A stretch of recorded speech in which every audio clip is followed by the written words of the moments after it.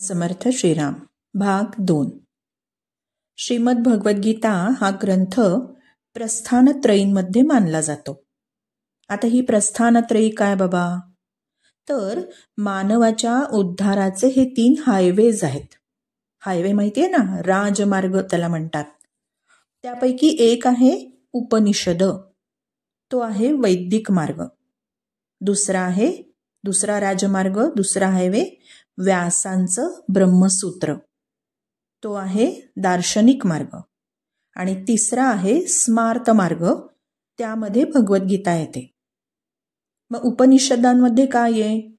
तर त्यात मंत्र आहेत. सर्वसाधारणपणे अधिकारी व्यक्तींसाठी आहेत ते. ब्रह्मसूत्रांमध्ये काय आहे? तर त्यात आहेत सूत्र, विद्वानांच्या उपयोगी अशी तत्व आहेत. आणि गीतेमध्ये काय आहे? तर त्यात आहेत श्लोक, सर्वांसाठी उपयुक्त. पण मग हे श्लोक म्हणजे प्रत्यक्ष भगवंताचीच वाणी आहे, श्रीकृष्णाची वचन आहेत, आणि म्हणून ते मंत्रच आहेत.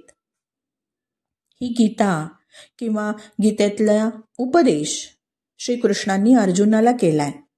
आणि तेही कुठे?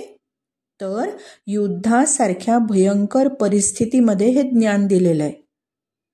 मग आता कोणी म्हणेल, आपण काय आज युद्धाच्या रणांगणात आहोत का? मग कशाला शिकायची ही गीता?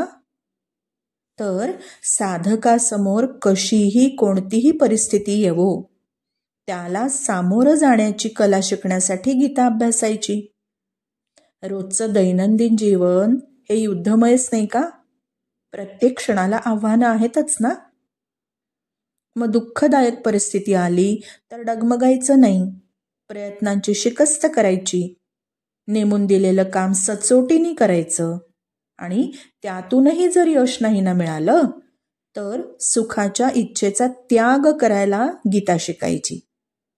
आणि याबरोबर उलट परिस्थिती म्हणजे सुखदायी परिस्थिती प्राप्त झाली तर मग काय? आनंदी आनंद नाही. ती परिस्थिती, सुखदायी परिस्थिती प्राप्त झाली तर ती अशीच कायम टिकून राहो, या इच्छेचा त्याग म्हणजे गीता. या वृत्तींनाच आळा घालणं हा गीतेचा अभ्यास. मनुष्य सुखकारक आणि दुःखकारक या दोन्ही परिस्थितीतून वर उठतो आणि त्यामुळे त्याचं कल्याण होतं. श्रीराम समर्थ श्रीराम.